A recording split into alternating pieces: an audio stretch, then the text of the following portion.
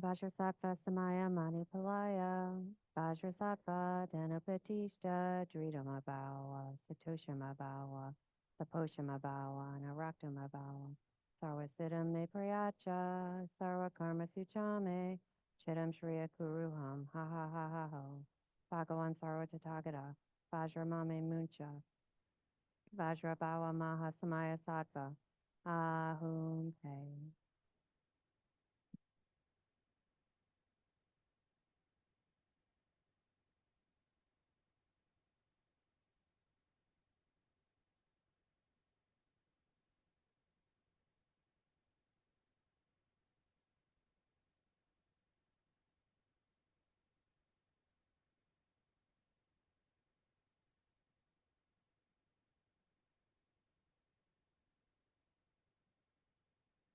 Mm.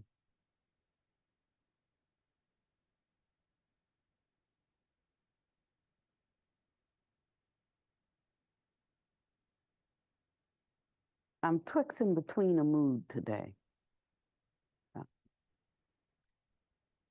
Sometimes we can be very happy about things that happen in our life, and in that happiness, um, we can kind of go overboard because we don't have a firm establishment of uh,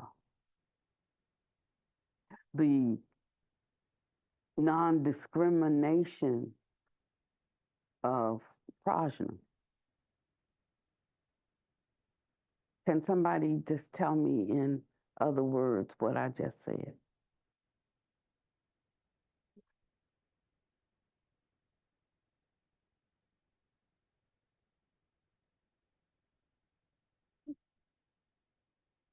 I mean, what I hear you saying is we have to live from the middle way, and that, the worldly winds blow us, whether it's good or bad. And the wisdom that can illuminate does not discriminate. Something like that. Mm. Okay, that's pretty good. Anybody else?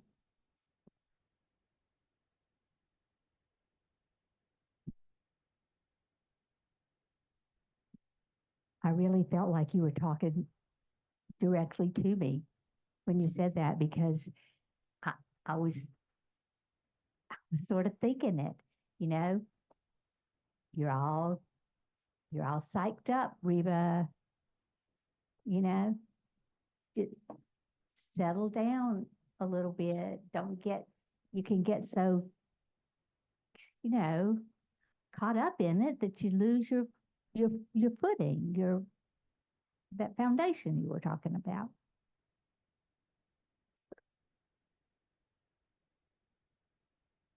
Like when things are going really good, you get attached to that. Good. Yeah, all those things are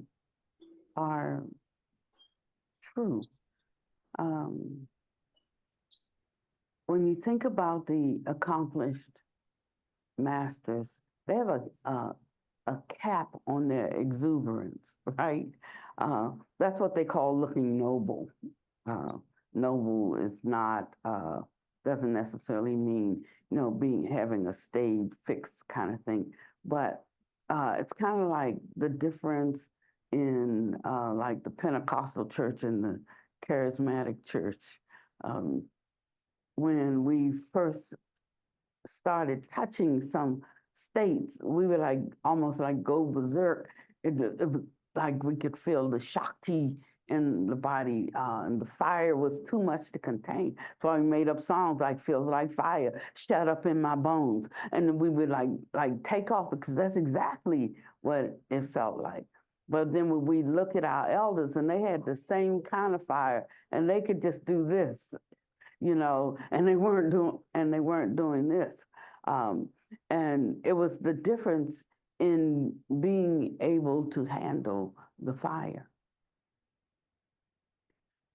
And when it blazes out of control, um, then the fire burns things up.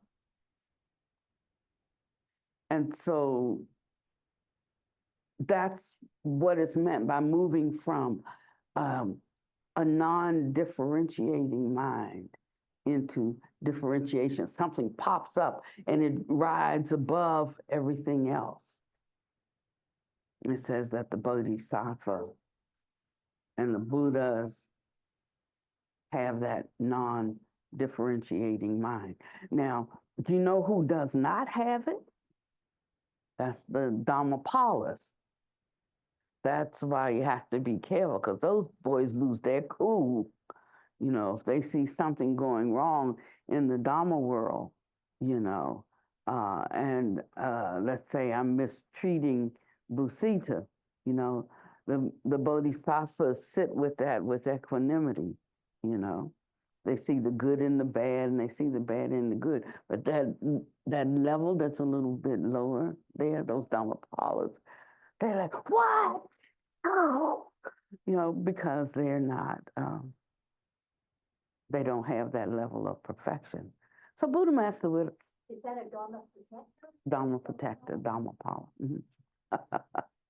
So Buddha Master would always say, oh, you can deceive me or try to deceive me. You can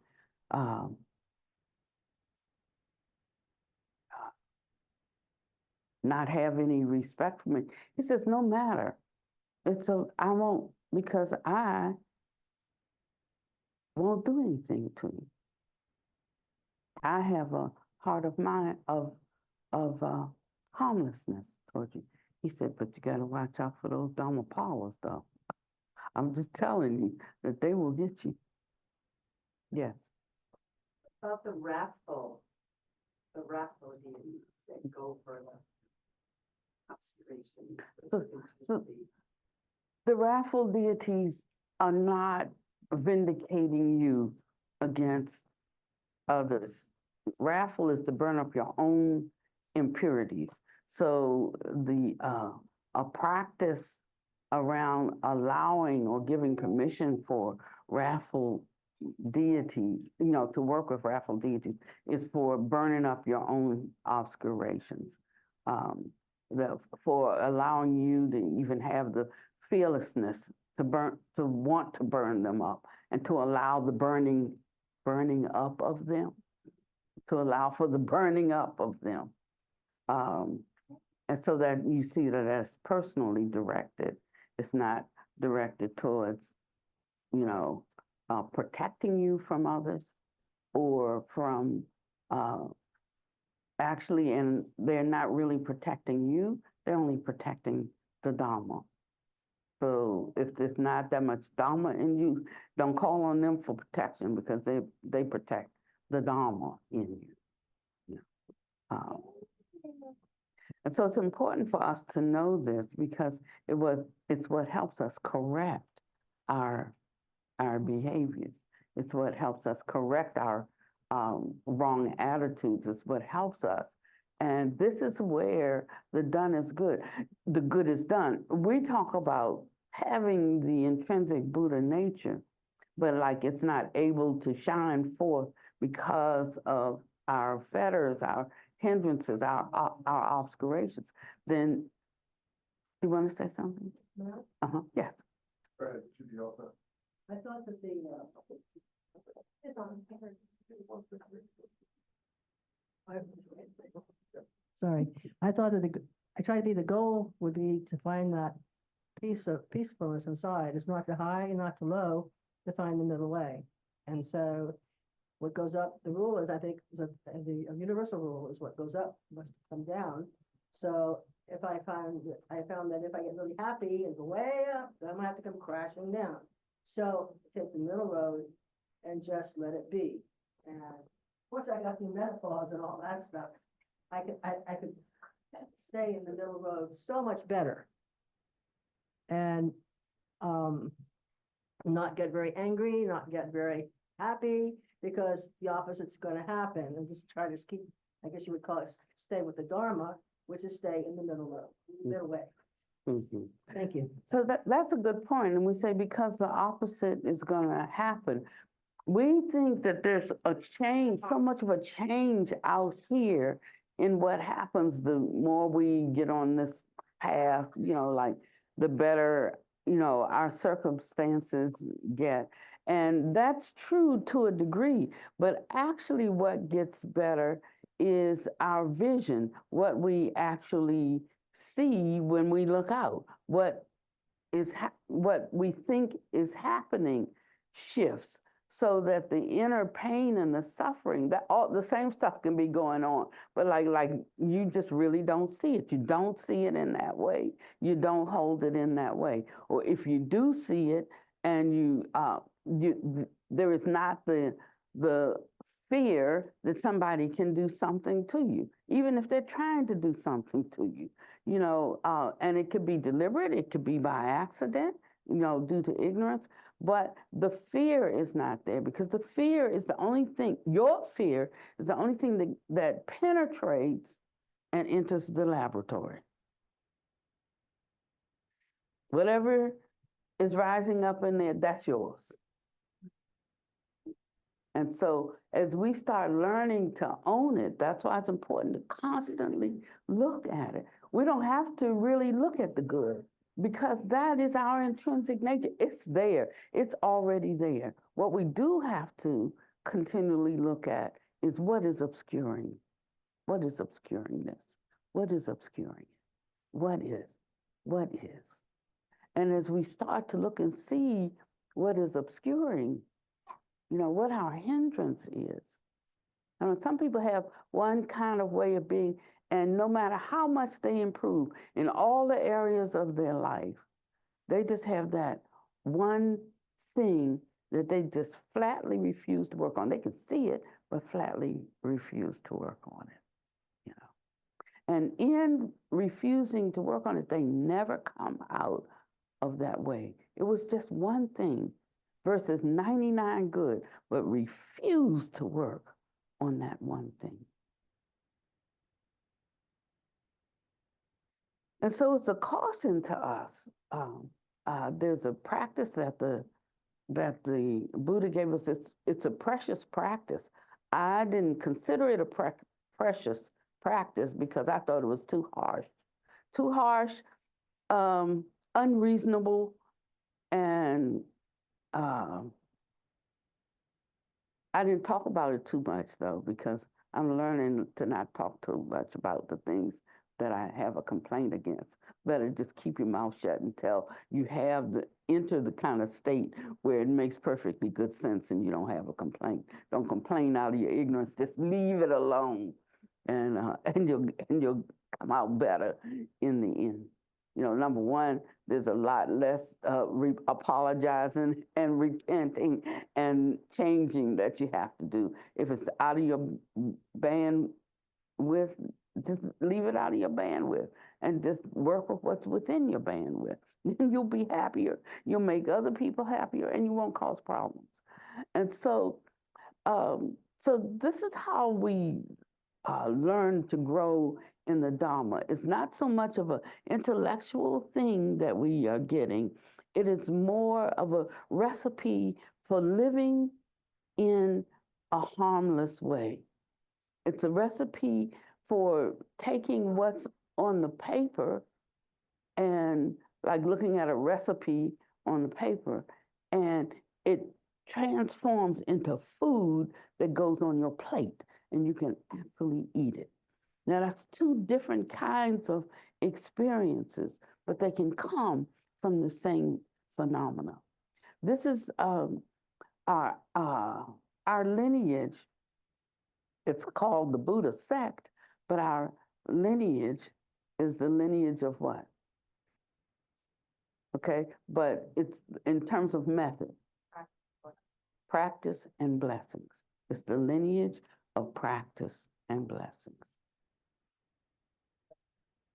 The lineage of practice and blessings. So the blessings only come through taking up the practices. Mm-hmm. So if we don't follow the precepts, don't establish the vows, and don't carry them out, These vows are not like thou shalt not. They're not like um,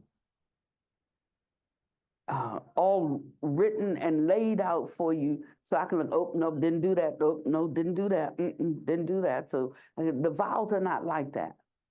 These, through our practices, it highlights for us where we have, where we are deficient, really deficient, where we are deficient in our understanding, in our awareness, in our execution, in um, in what we hold most sacred, in our capacity to,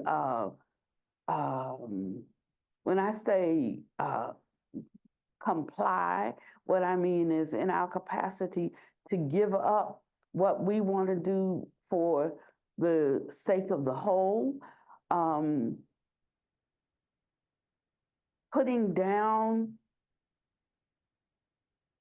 being able to set aside our view, our way, become non-demanding.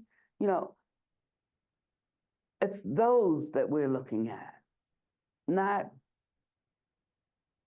don't kill, don't steal, don't commit adultery, don't, it's not those kinds of rules that we're talking about. So we're talking about the deep inner um, going to the secret places, the hidden places in us that we know are there and that we know are defiled. Nobody else might know it. Nobody else might see it. Now, we might be so good at hiding it, so that we can continue to be the way we are, but people don't even recognize what we're doing, the cleverness, the self-aggrandizement.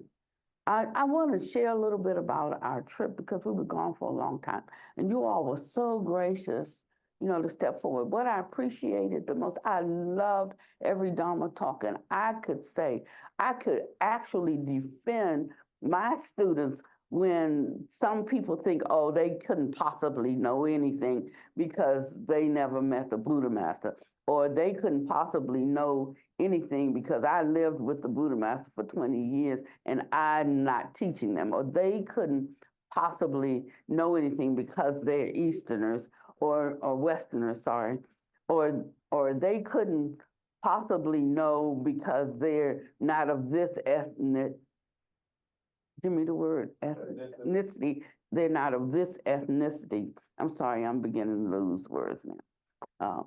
And uh, and it can completely take you into a space of confidence and knowing because the Dharma is beginning to shine forth in you. And what I appreciated the most, every Dharma talk, was wonderful. It was like, they're like, Dharma talk, they're giving Dharma talks, I'm like, it just depends on how you hold the word Dharma talk, because we have qualifications in our sect as to who can give a Dharma talk. I just got to the place that I can give a Dharma talk, and I've been a monk for 20 years. So, and I think that's mostly just because Buddha Master didn't say you stop when he was alive. But other than that, I probably would have had to sit down too. But what Buddha Master taught me was how to stop giving my Dharma talk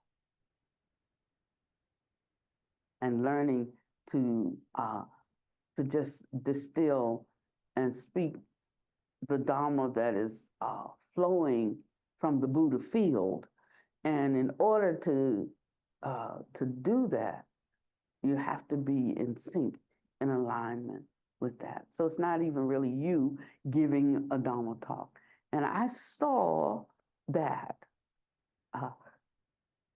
as the talks were shared, that it was real Dharma, There was Dharma that would help people and support people, and that there was really an intense um, desire. That's a desire in a good way, you know, for people to get the Dharma, to benefit them. So I thank you for that. But what I was the most happy about in uh,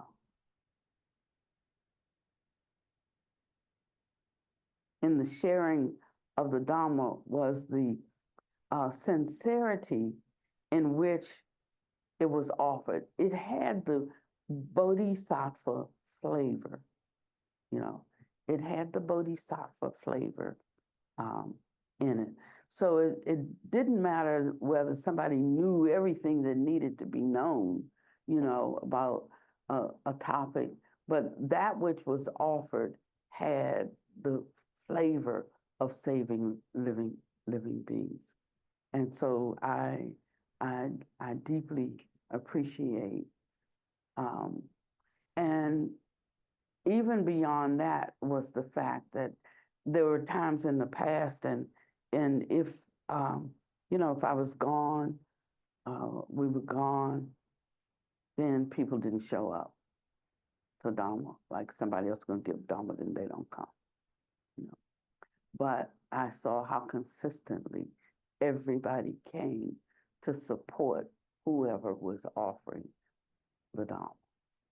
And that was, to me, more important. If there had never been one utterance of the Dharma itself, just to see you come to support one another, you know, it was beautiful for me.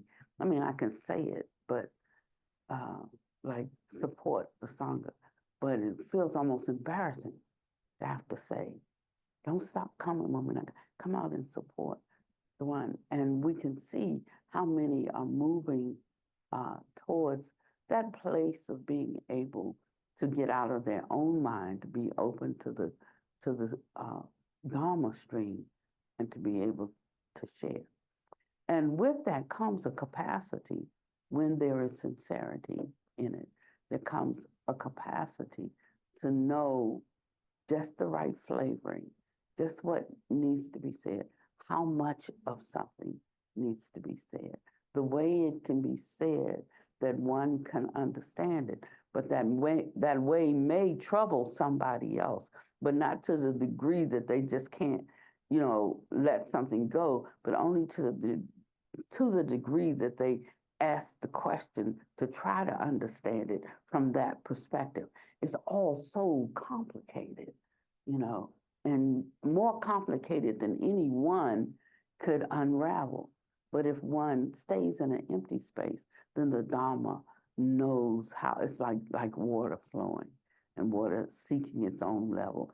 There's a crevice down there, and it runs over the rock here, and it goes down in this crevice over here, and that's the Dharma, the water of the Dharma, if you will, hitting each person as it should be. And if we're not too much in ourselves, into ourselves, people benefit. And so I think that they should be up public They're all for up. public Yep. really. They were up within hours. Okay, great. Thank you. Thank you so much.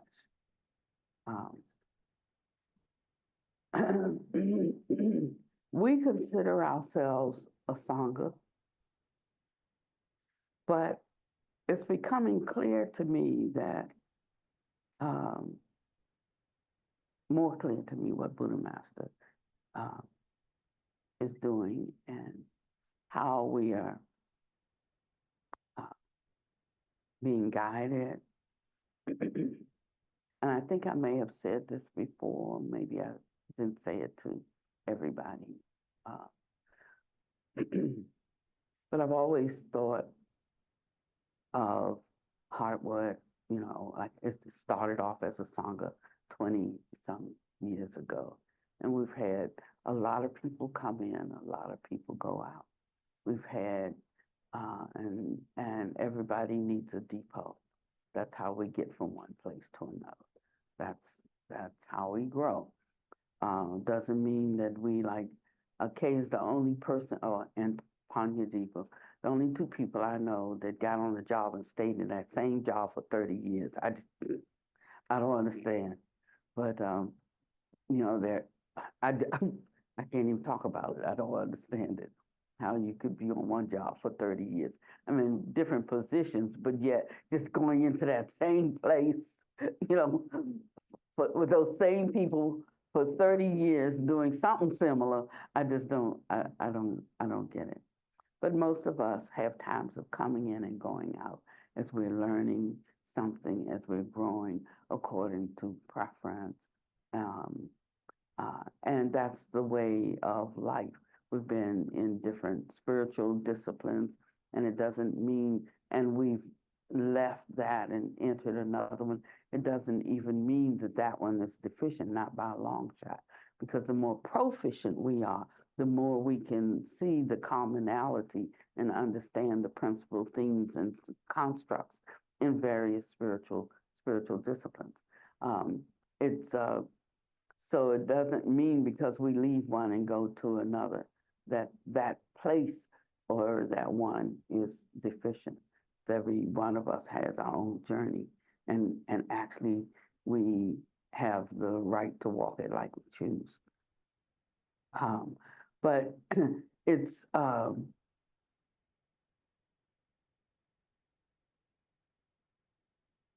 but there was something in particular that Buddha Master said, and I'm beginning to feel that this dharma that we have is really so profound and so precious that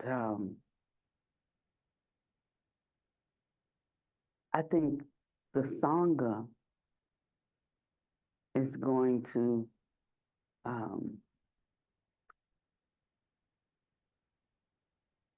I'll say transform. I was going to say ultimately dissolve, but I think it's going to transform, and that we are the academy, the teachers of the academy.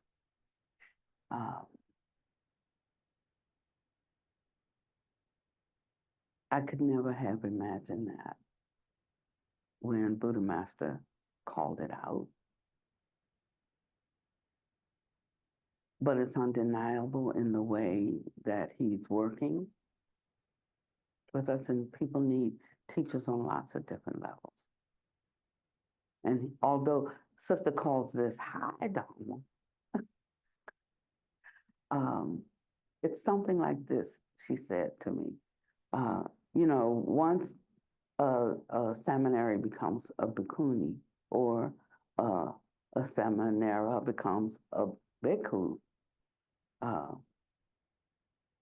they no longer sort of are, they're under the direct tutelage of, their teacher, or within the Vinaya, their master. But they then belong, once they become bhikkhu or bhikkhuni, they belong to the whole sangha. They are no longer their own. That's why it takes a group of us to do the ordination. It symbolizes now that you have moved out of the domain, and that one can remain your teacher, but you have other people. You belong to everybody. That can feel comfortable, or that can feel uncomfortable. Better have a strong teacher if it feels uncomfortable, because however many people there are, that's how many whats.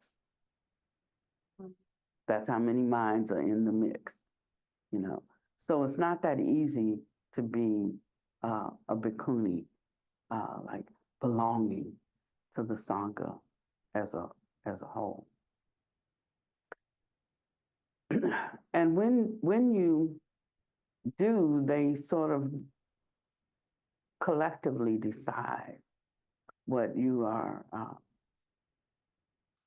what they think you should be allowed to do. It's nobody, no, I just decide for myself, you know. You are agreeing when you, we jokingly call these different groups the firm, and we're in a couple of firms, and it's the kind of personal humility training that you have to go through that really gets rid of the self. So you might think we have a kind of freedom, at which we do, but really lay people have more freedom than we have, you know, because we are submitting ourselves and we have subjected ourselves to being part of where there's a group, say, in how we conduct our life. And I was thinking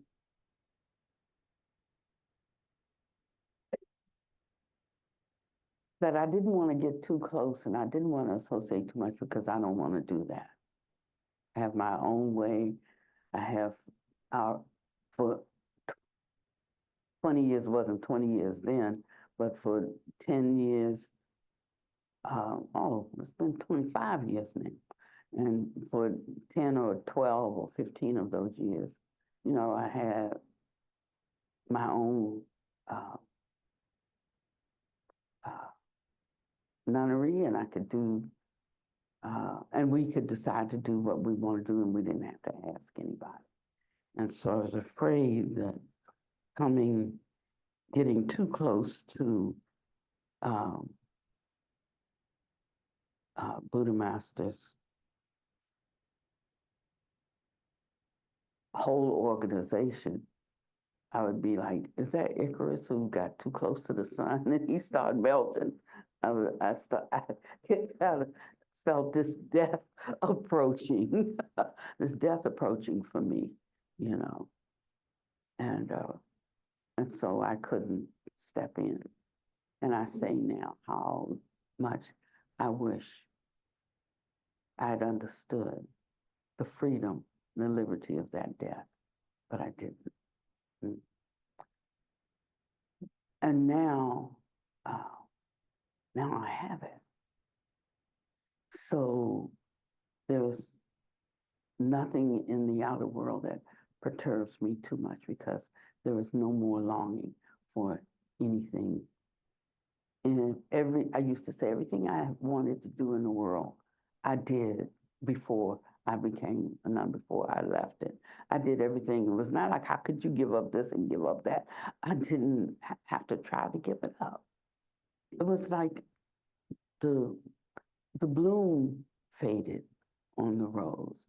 It's like the gleam went out of things. So I didn't give up anything. It was like I was finished. And then I entered into this path. And all of a sudden, there was like this bloom on the rose of life. But I tell you now that even that bloom is fading. It's fading, but not fading away.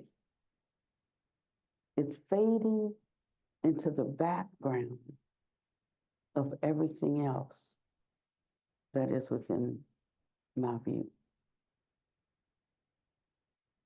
And I would not have known what that was without a great teacher. And we talk about wanting to enter into these high places, but they require that the self has to die. And so there is a self trying to die to the self. And we get all mixed up because who and what is the self that is trying to die to the self? There is no way to die for the self to die to the self. There is no way. There has to become an emptiness of self for self to die. So as hard as I might try to like tamp myself down, get a hold on something, penetrate the understanding, as long as there is an I trying to do that, it's smoke and mirrors. It's just one more, it's fantasia. It's just one more thing that we're doing, that we are doing. But there comes a place, if you're just diligent in following the practices, right? If you're diligent at following the practices, that is accomplished in you. Because it's the practices themselves that uproot and the false notion of an I. Apart from doing those practices, it'll just be me trying to uproot me. And it's not possible. And even if you start doing the practices in the beginning and not even sincere, the practices have their own power. Resident in them is their own power. And just being faithful to the execution, in time, one will develop an affinity. The dangers are taking on too many practices at one time. Because then it just becomes all these things you got to do and all these things you have to say and, and it's like taking on 10 lovers at once. You just don't have the energy for it. But when you take on one or two practices, or one or two or three preliminary practices, they're practices that you do before you actually do practice. Then you'll start to enter into a certain kind of sweetness that comes from it's affinity, it's a merging. You start to merge with the energy of the practice. That's how self is rubbed out. In Christianity, we would sing a song all the time. It's no longer I that lives, but Christ that lives in me. We used to sing that song all the time. It's no longer I that liveth, but Christ that liveth in me. And after a while, we would forget about me, and our focus would be on, that supreme quality of spirit being in here, resident in here. And when that supreme quality spirit was resident in here, I didn't need to rely on a book explanation. If I read it, because I knew the quality of that spirit that was resident, that energy, that activity that was resident in me, when I saw it there, I just rejoiced in the affinity. But I wasn't trying to learn something from the letters in the book. And it's a difference. So this tradition is the way of practices and blessings. Blessings just simply means the result of the practices. That's what blessings mean. And it begins to shift and change your capacity because it's the relationship that is building, a relationship with the mighty conquerors, the foe destroyers, the overcomers. And that changes everything. It's no longer about trying to know something or trying to learn something. It's no longer about that. It is the joy of living something. And it gets out of the category of dharma talk. It has a kind of aliveness and a kind of life that goes with it. And it becomes more like an ingredient.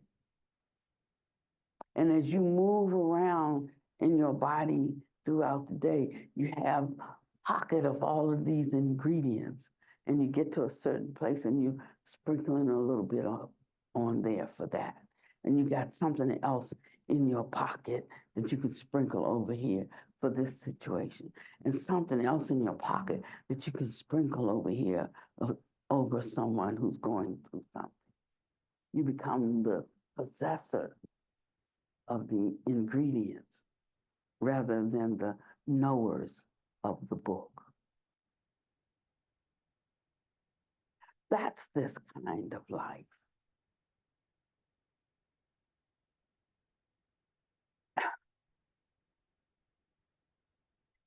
And when that starts to come into your, walk its way out of your being, the great joy that we had begins to turn into bliss. That joy is like, that first kind of joy is like an extreme pleasure. You're feeling it all over you, you know. You're so excited about everything, or excited about good things, you know. But it's like seeing a mirage. No, oasis. Let's make it water. Like seeing an oasis and you're thirsty. You can say, if I could just make it, there's water right there. Okay, and let's just say that it really is water. And you scoop and you drink and you drink, and then at some point you're full. You're full. Now that oasis doesn't carry the same quality as it did before. Not when you were thirsty, but after you have drunk sufficiently, it's like it's water, you know, looks pretty or whatever, but the need that you had for it has been satisfied. So now you enter a different state. It's not so much the gross pleasure of supping up the water, but just kind of the cool okayness of being satisfied. Just being satisfied. And that's a different kind of feeling. One is in a pleasure mode, but the other one is when one, you know, has had their fill and they're satisfied. And so your progress on this path goes through those kinds of shifts. And then, you know, then it's time to move on from there, and you go, another thing pops up. And you begin to kind of work with that, do a little bit of investigating. doing a little inner reflection, doing a little pondering, developing some resolve. That's like what a vow is. If the word vow bothers you, don't use the word vow. You can just say having a resolve, you know, to overcome this. And then you enter into the next thing. And all the while that you're working on yourself, you're becoming more and more qualified to be a help, to enter and walk along the bodhisattva path. Why? Not because you're working on others, but because you're working on yourself. Then you start to see, oh man, I had this whole thing backwards.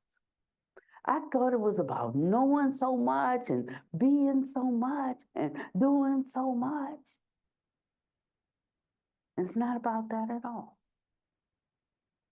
It's about knowing oneself and going deeper and deeper into the qualities that are present that have not come up to the surface. And how do I bring those up to the surface? So isn't it everything? It's like an oxymoron. One hand, you're just totally working on yourself to know yourself.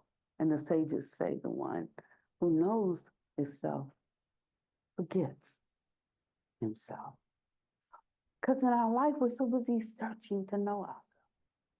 Except the one who knows himself forgets himself and then knows the 10,000 things. We loom so big and so large in our own presence. That's the problem. That's that space of confusion. But when one begins to know oneself, one forgets oneself, and one encounters the 10,000 things.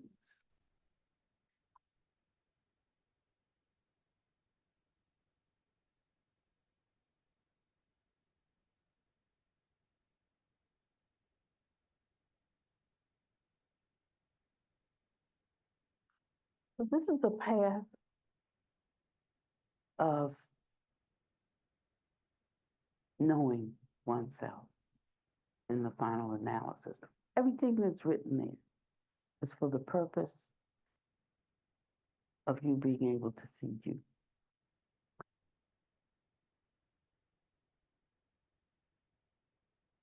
And it uproots and it wipes away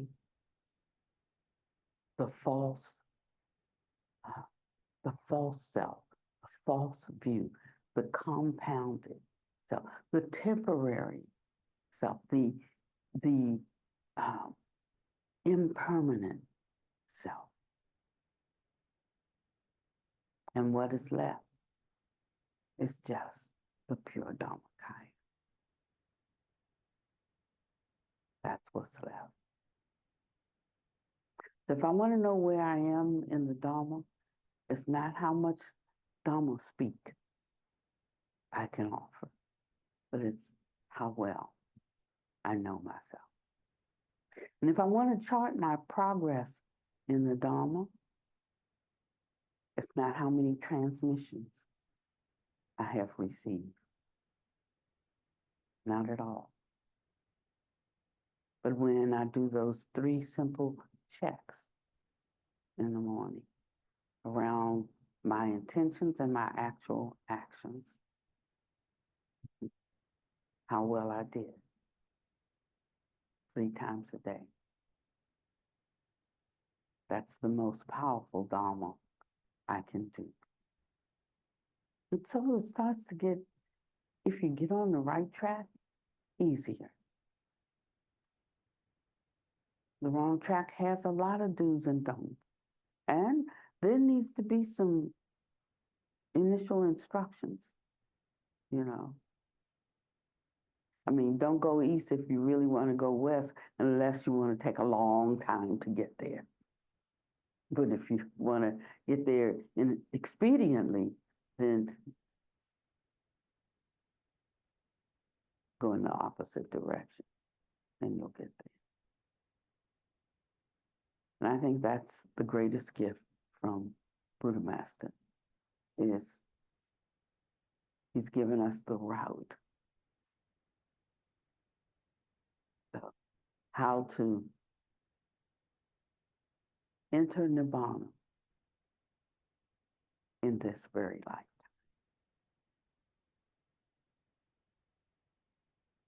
And how to uncover all of our obscurations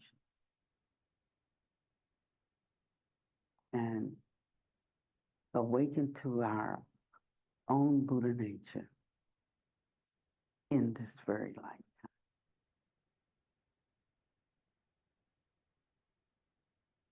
And he's spared us from having to go around in circles like a dog chasing his tail. Because he's showing us how to create or how to produce actions in the moment that cause the ripening of the fastest growing fruit or merit so that it jumps here in the front. You know, like it takes different periods of time for different things to mature. Like it takes 9.5 months, I think, for a human. It might take, I don't know, so these are not right, but it might take 2 years of gestation for an elephant. It might take, I don't know, 6 weeks for cats.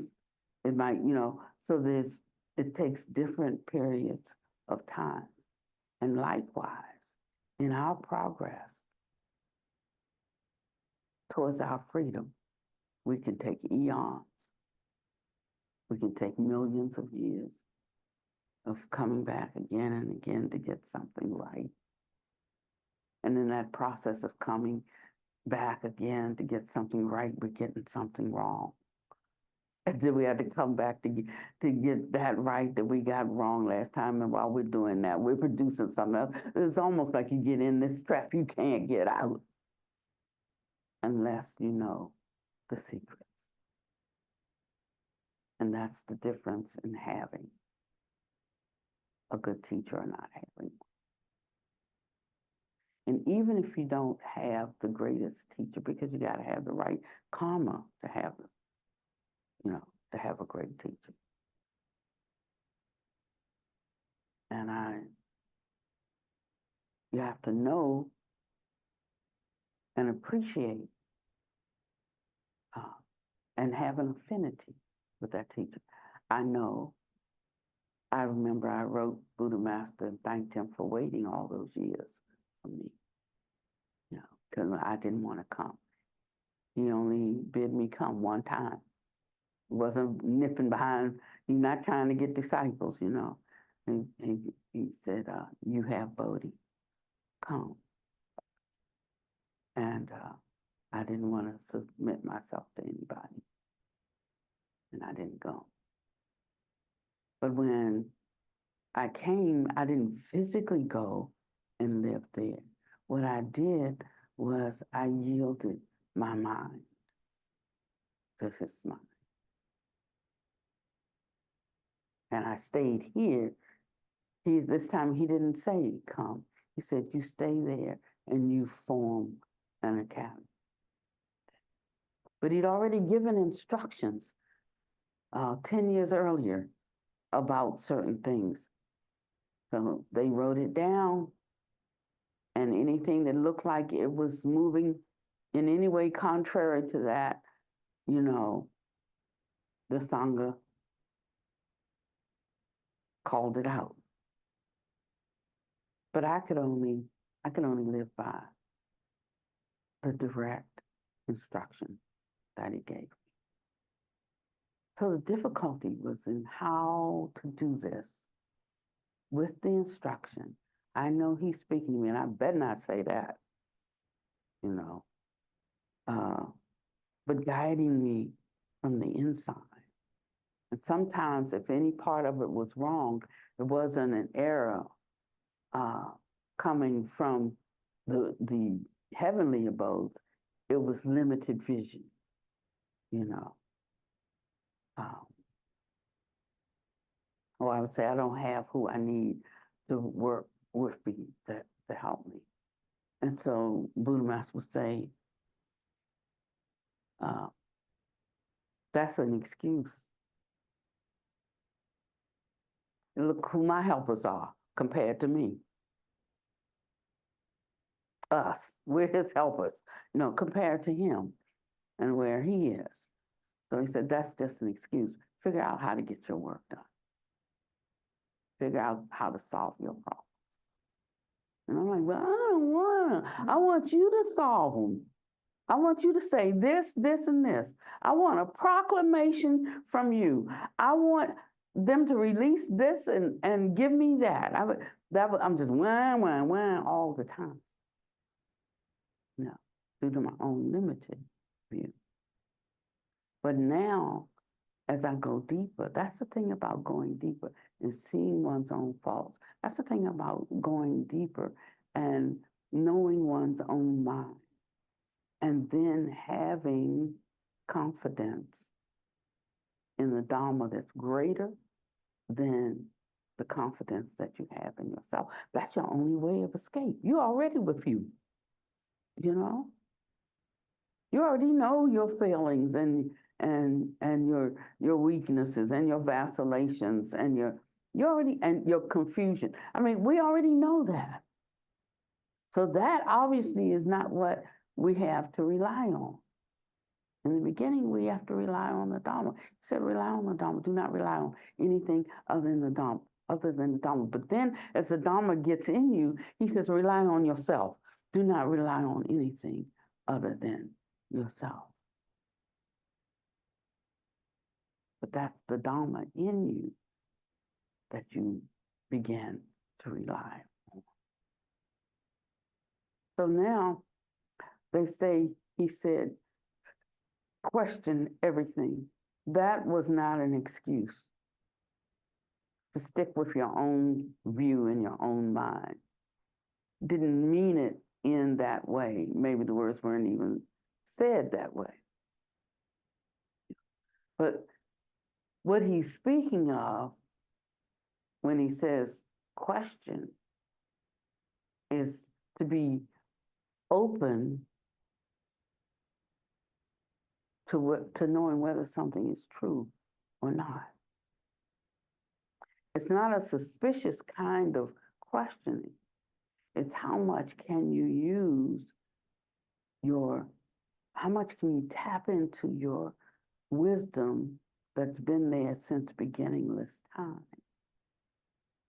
to understand things.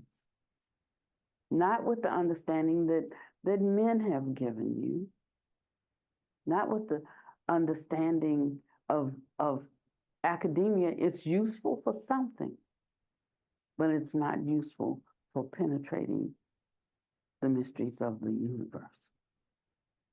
To really know takes a different kind of wisdom that's called prajna.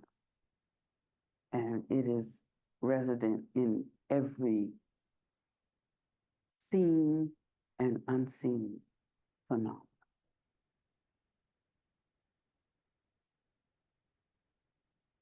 This starts to be the world that you live in. And everything starts to have a different meaning.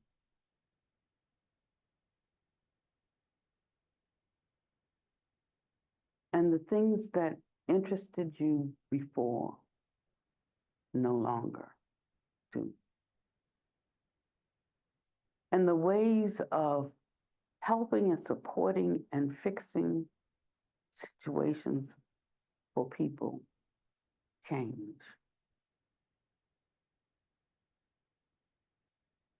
You know, I had a sleep study last night.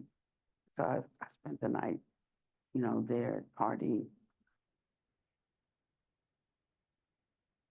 And I went in the hospital, and you got to be prepared to go in the hospital because there's nothing but ghosts in there. No, this is really, it's really, the place is full of ghosts. And this is the first time, because I've been working on something. So in my meditations, like when your vision sharpens, you start to see everything that's in the room, right? So as my vision is sharpening, I'm starting to see other things that are present that maybe my dog sensed or my cat felt, but I'm looking around, I don't see anything. But now I'm seeing some are good, beings, some are not good beings, and some I can't even classify as sentient, but yet they have some kind of life. That's some scary stuff right there. But they have something that implies life, but not in the way I understand life, like breathing or something, and walking, talking. This is some other kind of aspect of life, of aliveness, So I'm opening up to those more. It started with my thingy about the insects. Remember? That's only been what, a month? A month ago? A couple of months ago? Mhm. The first retreat, not the last one. Well, it's been a while. Okay.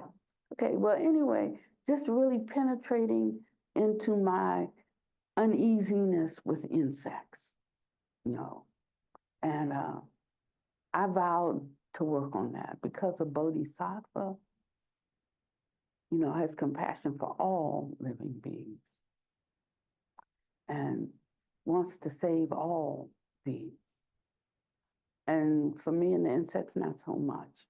And I don't mean like just killing them, that, but recognizing that there will be that there will be a karmic event. When they're dead, that mind stream goes into something. I could have been an insect myself last life. I don't know. Maybe that's why I have such a problem with them. But I really wanted to understand and appreciate, having appreciation for insects, because I particularly don't like them. And I've been reviewing that every single day, many times a day, in my mind. And then when I see one, I do my best, to not kill it. So that means trying to catch a mosquito instead of thinking he could give me typhoid fever.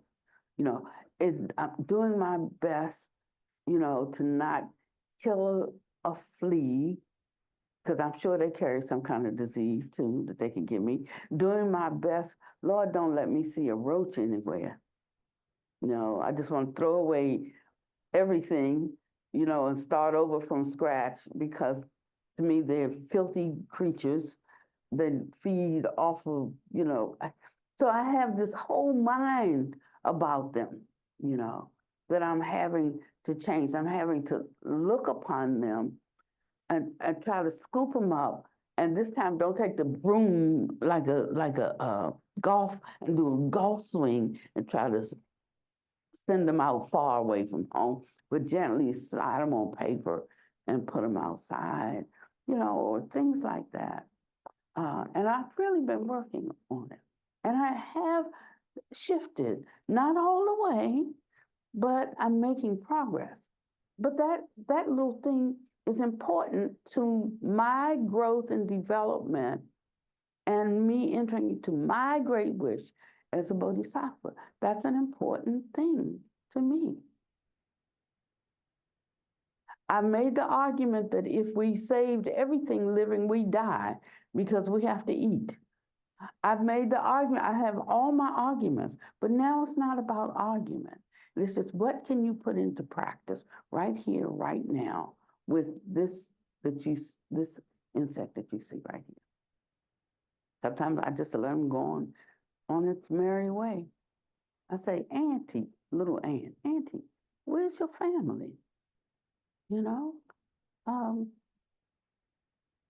Deepa would be amazed to see this. He's busy though. That fella, he's busy. I've seen him once. He's busy. I said, okay, I'm not gonna call on you anymore. He's busy. But I just working. This is this is our preliminary Dharma work before we get all these highfalutin initiations and things that we want. Is what I'm saying to you. We got to do good at this. Having being upset with someone because you heard something that they said, and you know that energy. And right away you want to like quickly defend, but instead leaving that mind that wants to defend yourself. You're not qualified to defend a thing until it becomes the Dharma. And then you are required to diligently defend the Dharma. But as long as it's still about you, not qualified yet to speak to it. Don't want to be qualified to vigorously defend the Dharma. That means I have to keep working on uprooting Pannavati's defilements and confusion. No, I really want to be teaching. And it's like, no, uproot your defilements and your delusions. To the extent you do that, there will be openings for you to share undefiled Dharma. Because we make the Dharma pure, or we defile the Dharma as it passes through us. So we have to be very circumspect about that. Now I'm speaking to you today. I'm always talking about like speaking like to the inner child or speaking to grown-ups, but I'm way past grown-ups today. I'm speaking to future Dharma masters and Vajra masters.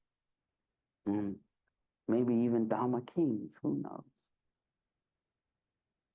And I'm speaking to encourage you. Sometimes a little goes a very long way. And although it might not sound like encouragement, it really is encouragement to keep going in this Dharma. It may not have all the bells and the whistles, may not give us a chance to get off on what we think and what we believe and what we just like dying to express. But I'm saying to you that this true Dharma is available now. Don't squander your life. I can't see what time it is. 1:12. 1:10 and 12:12? 1:12. 1. Oh, okay. They had this story about kids that need that they can't tell time now if they don't have a digital clock. So I think I'm getting like that too. I mean, I'm not even recognizing the number. I have to look at the numbers, but that's just how it is. Don't sweat the small stuff. There's some things I am getting. There's some things I'm losing. So I wanted to pre-frame this because I wanted you all to share in delight. Because we carried you on our breasts as we went and did our Dharma work. And it really is Dharma work. Sometimes when you're doing these things, it doesn't seem like Dharma work. It just seems like something that you want to do, But when it moves, the more you get out of yourself, and it moves into the dharma in you, the more it becomes the dharma work. And so we spent this past month, I think it was almost a month, um, and you all were all participating with us because we had work to do here, and that work was done, and we had work to do in some other places, and that work was done. And I wanted to share with you the progress. And usually when we come back with well, we're going out with great anticipation of good news, and we come back with not the good news that we wanted. And so we've been having to develop patience, and we've been having to get rid of our bad attitudes when we don't get what we want, and we've had to put down our and we've had to develop some trust uh, that the Dharma is not being unreasonably withheld, and we've had to develop some uh, affinity with our Dharma sisters and brothers, the same affinity that I saw in this group. And I was just thinking, what if tomorrow 50 more people came in? Then we would lose something for a while, because we'd be off into our outer activity. But if one by one, people trickle into a group, there's a time for assimilation, and we keep our vision inner, not outer. So I've started with very large numbers in the early years of my work. But the more I'm coming to this, wide is the path that leads to perdition, narrow is the path that leads to freedom. And few there be that find. And so I would like for anybody to start and pick some part of what we did that was encouraging. And I could say I'm a little bit happier inside than I'm letting on, but I'm trying to practice my noble demeanor today. I am, and really, so that it does become this way. I might have to be pulling it back a little bit, but I can tell you, it feels so good because it's been, I got back yesterday, and so I was continuing to have good experiences through Sunday, and now this is what day is it? Wednesday. Oh my goodness, time to be over it. Okay, so on Sunday, and so now it's Wednesday, it's several days later, and so I should be like settling down, and it's just Dharma work, and you keep moving on. That's what you do. You like handle it, do whatever, and you just keep moving. You just keep moving. You don't just stop and rest on your laurels, and you're so happy, and boy, did we, and all of that. So you just do your job. But there's a deep satisfaction that comes in that when you see its benefit towards others. So I think our trip out was the most successful, without a doubt. And our Chinese sisters and brothers, they're so happy to see us. They just love us because Buddha Master did, and they feel that this is that if he did, they do. And we probably have more disagreements among ourselves than we do with them because they're just so 100% open to loving, I don't know, the stepchildren or something. Whoever he adopted and brought over here into his family, they really do love us, and you can feel that love, and they're glad to see us when they come, and they treat us And I'm not saying all this because they treat us like royalty. They do treat us like royalty because that's how he has taught them to be in the hospitality. So they always have a section for us. If somebody is sitting in that section, they move them. They put us where we're close to the bathroom. You know, they just things like they probably can't hold it, you know, because they're Westerners, you know. So they put, you know, they like just make things convenient for us, thinking like we don't have all of the manners, like we can't stand for hours. We sit down, you know, because we just get tired. We just like that's not the way we do it here. We don't stand for hours and chant for hours, you know. And so, but they're so accommodating, but beyond accommodating us, it's not grudgingly accommodating. It is like you could truly feel, you know, the love and the affinity that they have for us, and you can't help but feel special because that's what they're offering you at that moment. They know how far we come. You know, they try to make everything comfortable.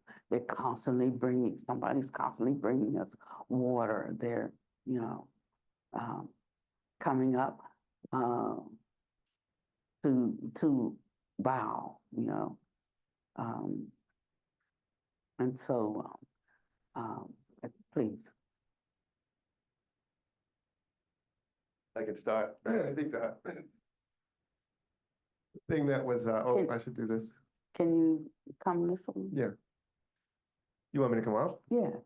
Oh, then I have to change the camera. Oh, you have it. Yeah. Well, you're in charge, so whichever way you. The thing that was most remarkable to me, traveling with the choir, was just when I described, when people ask, oh, so how did it go? You know, you had a performance. How did it go? And the only words that came to mind were smashing success, just smashing success. And on both occasions, we did it in Colorado, and we did a shorter version in California, but being able to, you know, we put together songs and we perform once a month for the Sangha. And sometimes you've already heard the song before, you remember it when we do it. And so, and there's a certain, I guess, like you said, affinity, I think, Venerable, that we all have for one another. And there's a certain understanding of the Dharma. And so these songs are ministering. But what I got a glimpse of, or what I got to see was, as we were performing in Colorado, we're on the stage, I'm hearing the songs, I'm hearing the harmonies that Venerable and Michael put together. And just the beauty of it. And the words, the ministering that's actually happening. And I'm saying to myself, even as I'm singing, I hope you're hearing this line. I hope you're hearing this line. This is good Dharma, you know.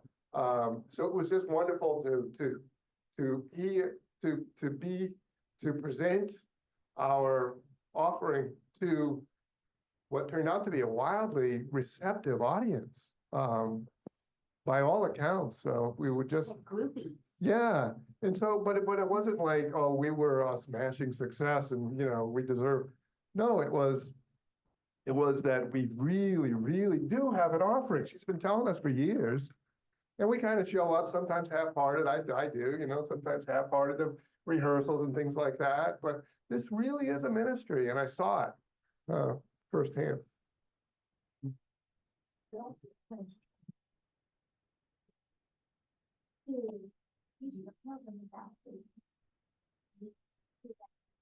Oh, I did on Sunday. Oh, yeah. So now I want to hear it again. No, I shared the whole story on Sunday, so. Okay, I'm sorry, I forgot you, that. please.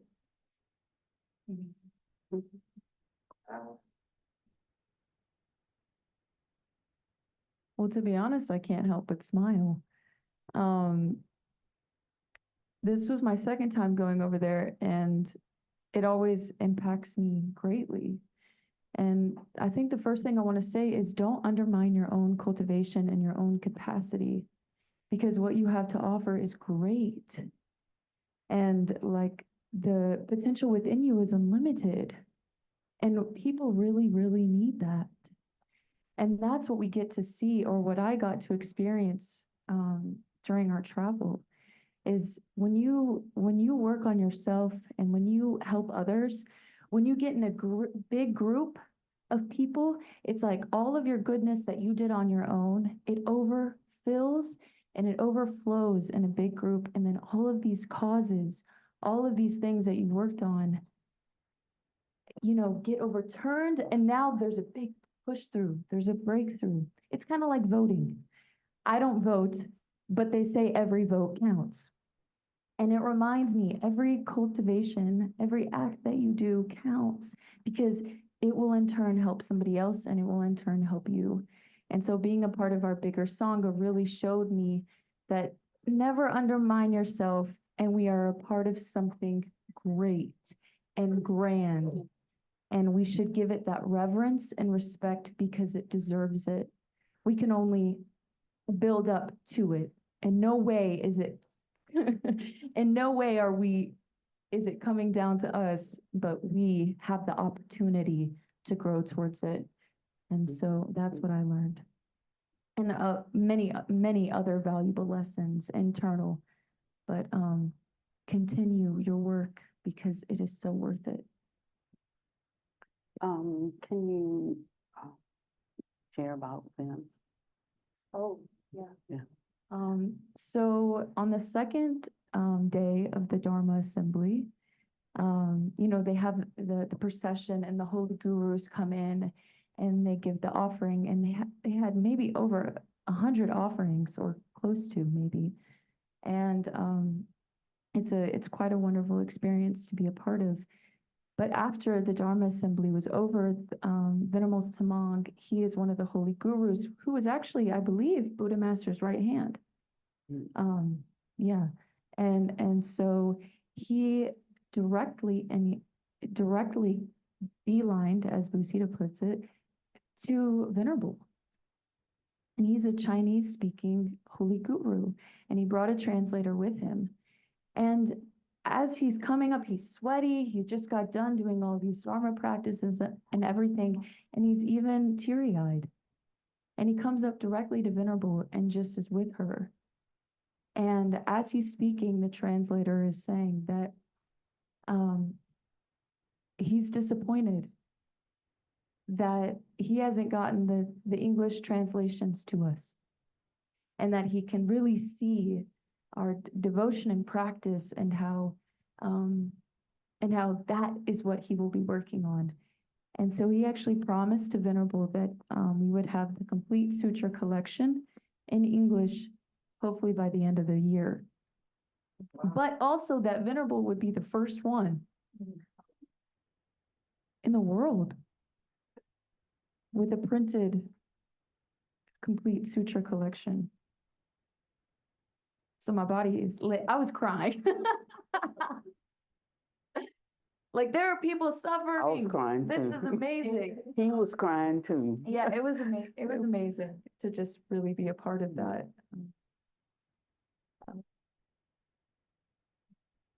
So we can only actually hope and send our prayers and blessings to the translation committee and to the holy gurus, that they really resolve and realize and come to some realizations within themselves, because this is so important, and lives are counting on it.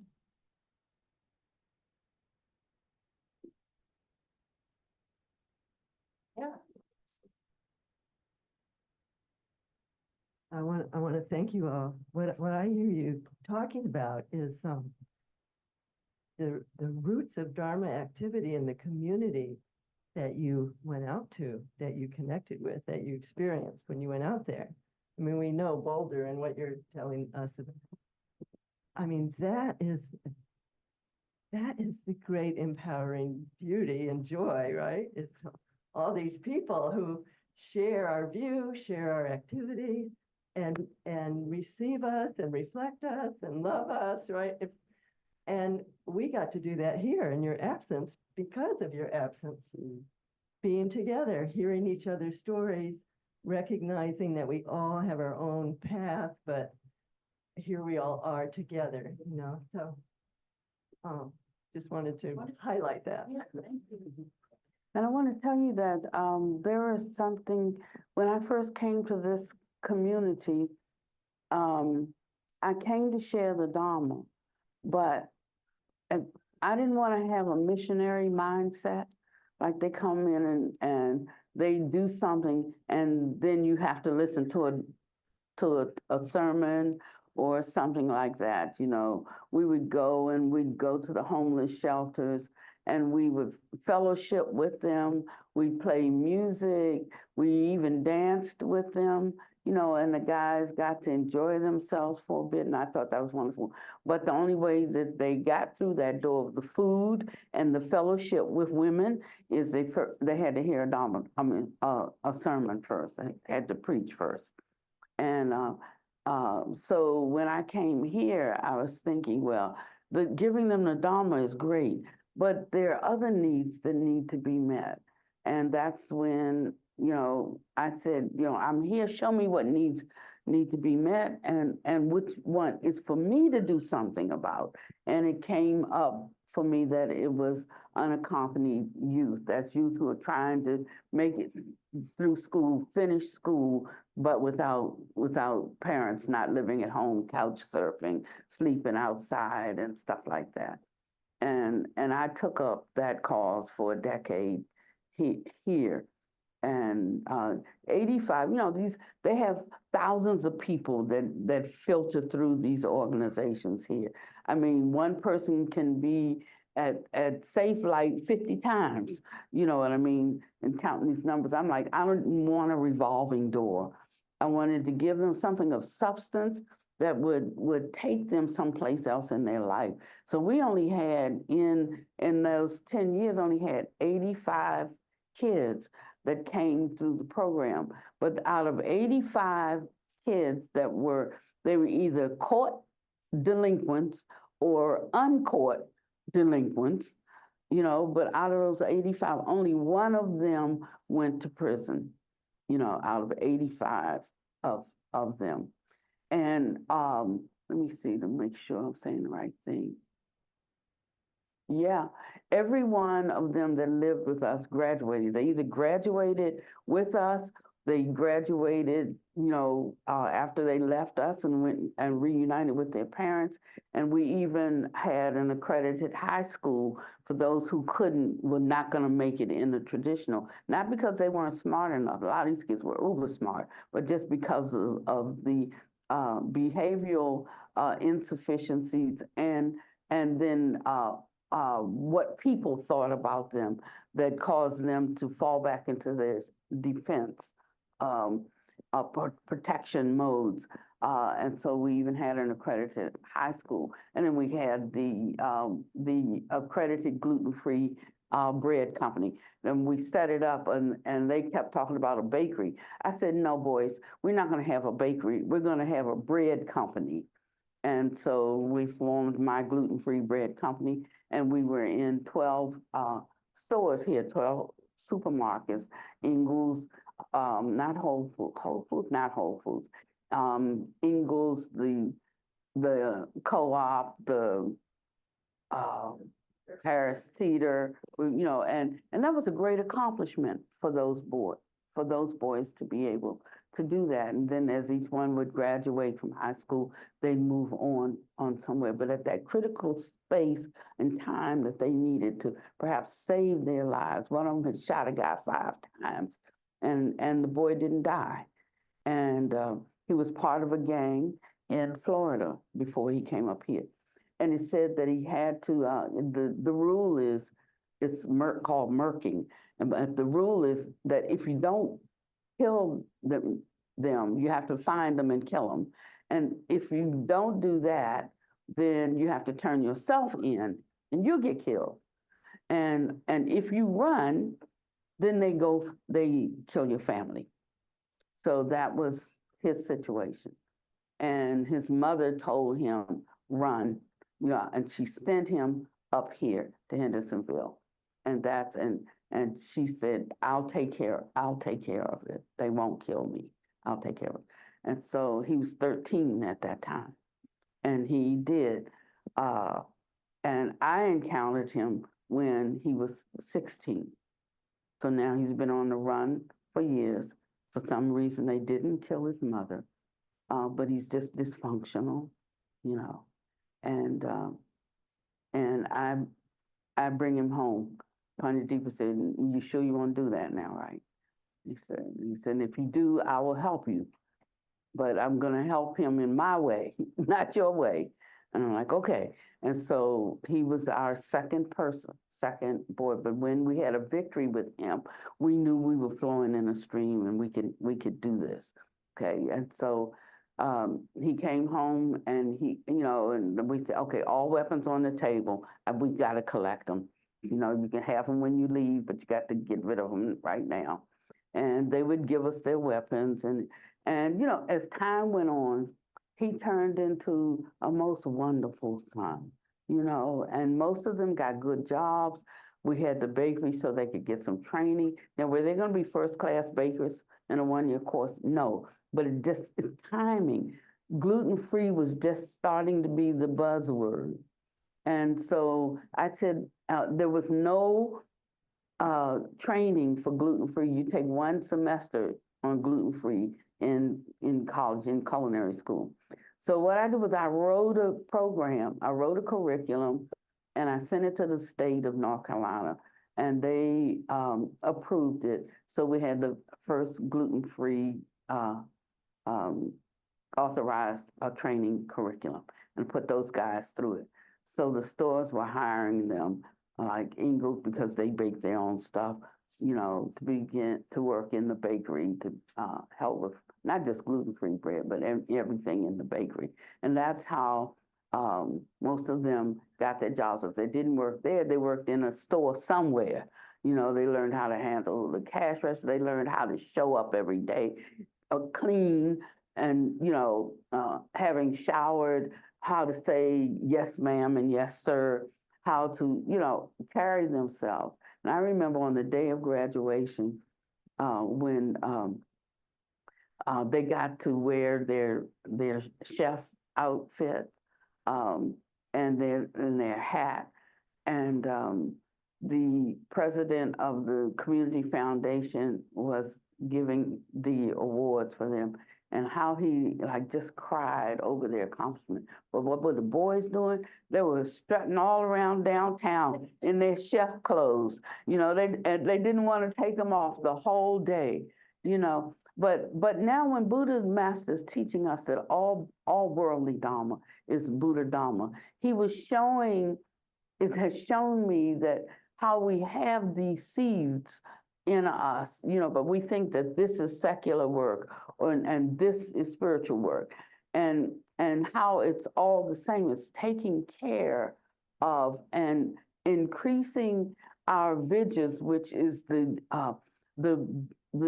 brightness, the brilliance, and the Buddha and the beauty of the Buddha mind, and how we all have it, but we don't invest in it because we're too busy spending it on on selfish capital, the things that we want to do and the things we want to have. But already we are bodhisattvas in the causal stage. And it's taking this Dharma to help us recognize that we are that. So I'm telling you that the time is coming, that there is work that we have to do here in this community. I won't say we, I'll say you have to do, because Sister did hers already. But work that you will have to do in the community. And when that time comes, I don't want you to wonder if this is really, what we should be doing. But it's going to be necessary that we work not just on a spiritual level, but also, on a worldly level, bringing forth our brightnesses, our talents, our skills. Somebody who's had a full career in something, working together with a group of girls or boys to teach them something, and it can be in the arts, in the sciences, in the mechanics, in the but it's the brightness coming forth. But it's going to have the same effect as if one is teaching Dharma because you're becoming the Dharma. And it's going to have the same effect of like singing the songs. It's not about the singing. One girl that was in our class on Sunday, she's a teacher, and she was having difficulty understanding some of the things that I was teaching because in their mindfulness, tradition, they're not Dharma heavy, so they don't really know a lot about the true Dharmic principles. It's just a little bit of those packed around, another a partial teaching.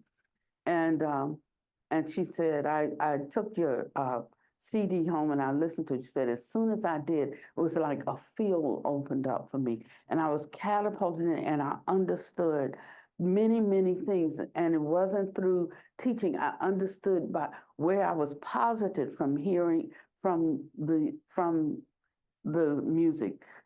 And that's what Buddha Master said. And that's why we're going forth with it, because he says so. So don't think that we have to be so excellent. What we have to do is really follow the Dharma. And if we do, that's how we will be taught. That's how we'll know things. And that's how we'll move in the world, saving living beings. This is an entirely different thing, this walking in this Dharma stream. And I think we're beginning to get it. So hopefully we will have. And these are, now that I've read them, this is not the time. I bought 30 of each, but these are not now is not the time to disseminate this because you won't know what they mean. I just happen to have a little bit more understanding of them because I started in Tibetan Buddhism. So I have a little bit more understanding of the Vajrayana path. And now with the empowerment of the Vajrayana path and the study of it, it's coming together for me in a certain way that we haven't had the opportunity before. But when the time is right.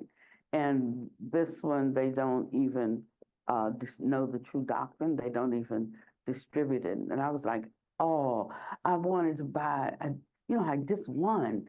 And they said, oh, well, we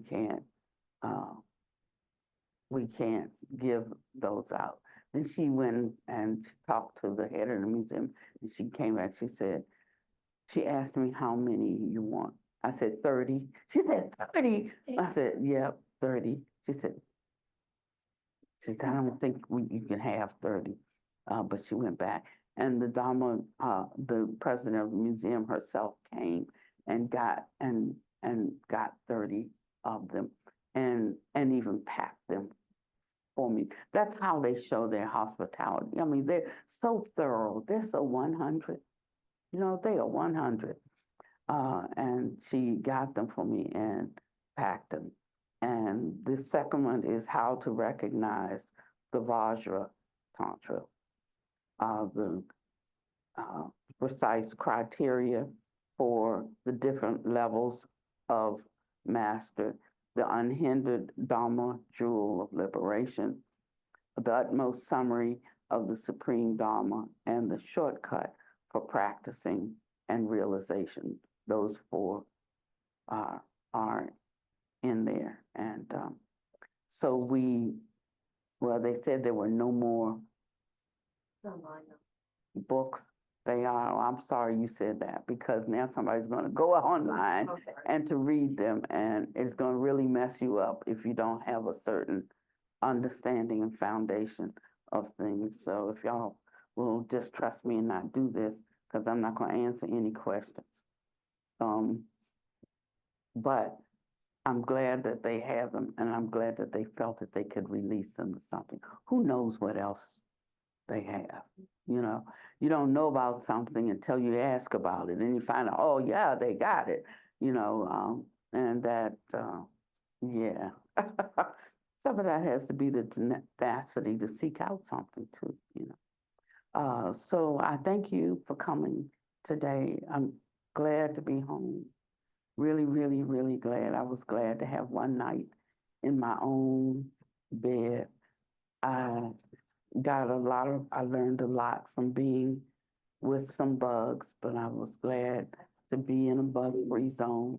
You know, you can meditate in the middle of the highway, but why would you want to? You know, so